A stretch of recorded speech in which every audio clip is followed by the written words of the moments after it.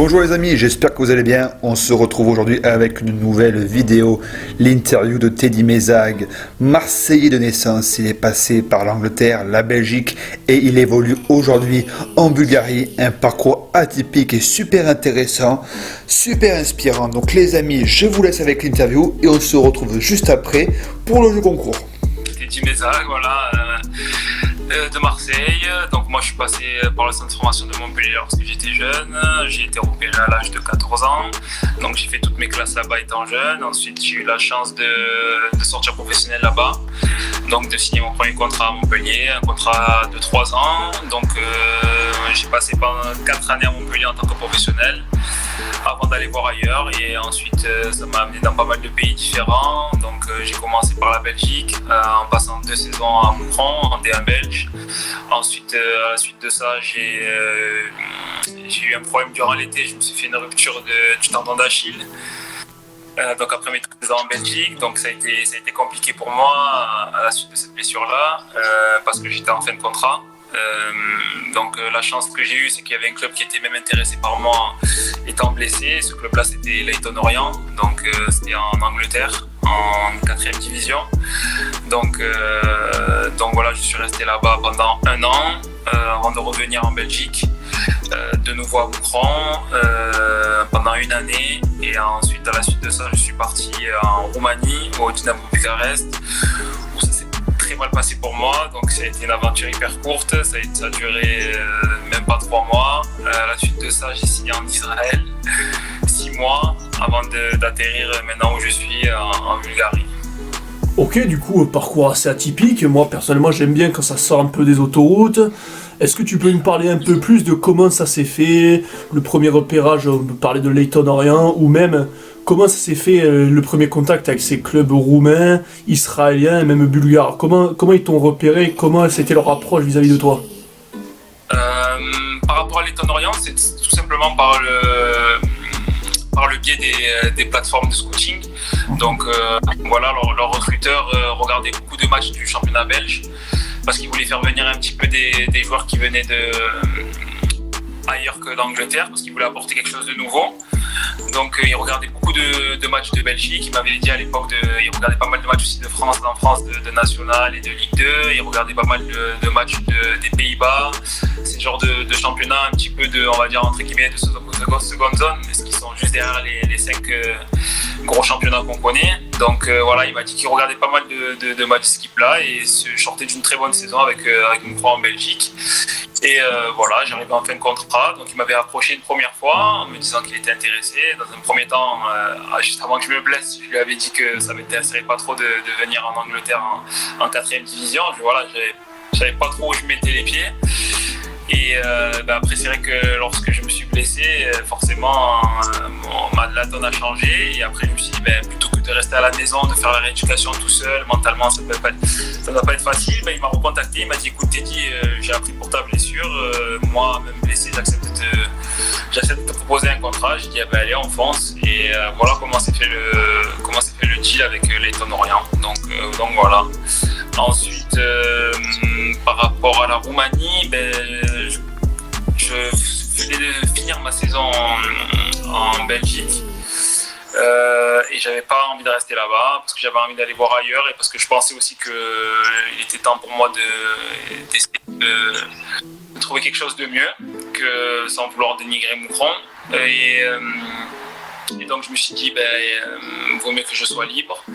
Et la Roumanie, c'est un contact qui s'est fait hyper tardivement durant le mercato. Ça s'est fait en septembre. Donc j'avais reçu des offres d'autres clubs en Belgique. J'avais reçu des offres aussi de clubs de Ligue 2 en France. Mais j'avais pas forcément envie d'aller dans des championnats que je connaissais déjà. Et le mercato est passé. Et après finalement je me suis dit que peut-être que c'était mon destin d'aller en Roumanie. Voilà, Dynamo, je me suis renseigné un petit peu sur Dinamo Bucarest. On m'avait dit que c'était un des plus gros clubs là-bas en Roumanie, donc je me suis dit ça peut être intéressant de jouer le haut tableau dans un championnat et je me suis dit allez, pourquoi pas. Donc on va dire que la chance que j'ai eue, c'est que mon entraîneur lors de ma 3e saison en Belgique, c'était un Roumain.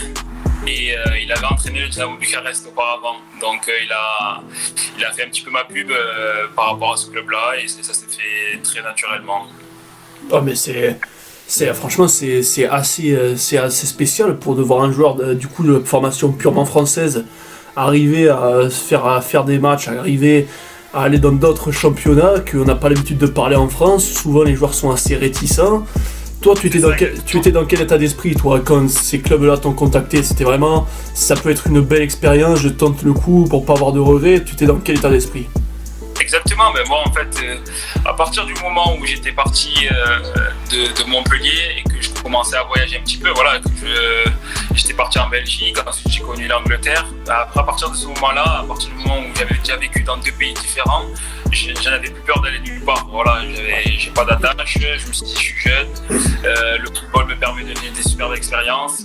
Moi je suis quelqu'un d'hyper curieux, donc je me suis dit ça peut être une bonne solution pour apprendre de nouvelles cultures et aussi voir ce qui se fait un petit peu ailleurs, quoi. Donc du coup je l'ai pris tout le temps positivement, que ce soit en Angleterre, que ce soit en Belgique, que ce soit en Roumanie, que ce soit en Israël. J'ai toujours été partant pour. Je suis jamais allé avec le frein à main dans ces pays-là. Et voilà, tout simplement. Donc après, moi j'en retiens que des bonnes expériences, même si ça s'est pas tout le temps bien passé. J'essaie toujours de retenir le positif de chaque expérience que j'ai pu vivre. Non mais en tout cas, moi je trouve que t'as le super état d'esprit, t'as cette vision qui fait que le foot peut t'apporter d'autres expériences autres que seulement jouer. Là tu as des cultures différentes, tu dois apprendre pas mal de choses. Est-ce que toi, du point de vue du niveau, comment tu te positionnerais, que ce soit en Roumanie, Israël, Bulgarie, des championnats qu'on n'a pas l'habitude de regarder, même au niveau de l'ambiance, c'est quoi toi la chose qui t'a le plus marqué finalement? Je dirais c'est l'approche du football. Ouais. Ça, je pense que c'est la chose qui m'a le plus marqué, que ce soit en Roumanie, même que ce soit en Israël. C'est vrai que l'approche du football n'est pas du tout la même. Voilà, on va dire qu'en France, c'est hyper strict. Voilà, par rapport aux horaires, par rapport à la nutrition, par rapport à l'approche des matchs, comment on prépare un match avec les mises au vert, tout ça. C'est vrai que quand je suis parti de Montpellier et que en Belgique aussi c'est assez similaire à la France. Mais par contre, lorsque je suis parti, ne serait-ce qu'en Angleterre, que ce soit en Roumanie, en Israël, ils ont une approche du football totalement différente. Ils voient un peu ça comme un métier entre guillemets lambda. Donc entre guillemets, dans le sens où il n'y a pas autant d'engouement et autant de professionnalisme que j'ai pu connaître en France et en Belgique. Voilà. C'est vraiment ça qui m'a marqué en termes de staff médical, en termes de préparation de match. Voilà, comme j'ai dit, par rapport aux mises au vert, par rapport aux horaires, voilà, il y avait des joueurs qui arrivaient tout le temps en retard, on leur disait rien. C'est vrai que c'est autre chose, et même ici en Bulgarie, c'est autre chose encore. L'infrastructure, c'est beaucoup moins structuré que ce que j'ai pu connaître auparavant. Mais après, on s'adapte. C'est ce qui fait aussi la beauté de ces destinations, c'est qu'on s'adapte parce que maintenant, j'arrive à un âge, je vais bientôt faire 30 ans, c'est que voilà, je connais ce dont j'ai besoin, ce qu'il me faut, et même après, s'il faut acheter du matériel personnel pour avoir ce qui est nécessaire sans pour autant compter sur le club. Tout à fait, et du coup pour la suite logique de notre question, c'est pour le futur, là on a vu que tu n'avais plus peur d'aller voir à l'étranger. Est-ce que tu comptes peut-être t'inscrire dans le projet long terme, ou c'est encore se faire plaisir, voir ce qui se fait et voir selon les opportunités? C'est quoi ton état d'esprit actuellement? Exactement, je ne prends pas la tête, ça sera vraiment une question d'opportunité. Donc voilà, pour l'instant j'ai signé un an et demi ici à Bérouet, donc je m'y sens bien. Voilà, j'ai repris du plaisir, j'enchaîne les matchs, j'ai la confiance du coach, ce qui est une bonne chose. Et c'est un club aussi qui a des ambitions, qui joue le haut tableau ici en Bulgarie, donc c'est une bonne chose. Donc, comme je vous ai dit, je ne me pose pas trop de questions, je vais faire mes matchs et après on verra bien ce qui va se passer. Eh ben moi je trouve que tu as un super état d'esprit. En tout cas, tous les jeunes qui nous écoutent sur la vidéo, n'hésitez pas à suivre Teddy sur ce qu'il fait sur ses réseaux, sur le terrain aussi, parce que c'est vraiment un parcours qui peut être intéressant, d'aller voir autre chose, de ne pas rester enfermé, de franchement avoir une ouverture d'esprit. Du coup, n'hésitez pas à aller le suivre. Nous, on va se donner rendez-vous très vite pour une nouvelle interview, mais n'oubliez pas d'aller suivre Teddy sur Instagram et on se retrouve très vite. Ciao à tous. Les amis, c'est la fin de l'interview. Super gars, Teddy. Franchement, il a pris le temps de parler, de revenir sur son parcours, sa formation jusqu'à aujourd'hui, son club en Bulgarie. Très bon joueur, très bon gars, très sympa car il nous fait gagner son maillot. Donc c'est très simple. Pour gagner le maillot, il faut commenter la vidéo. Ensuite, il faut liker cette vidéo. Et tout est expliqué sur notre Instagram. Donc allez voir l'Instagram Pipo Info YouTube. On vous explique tout en détail.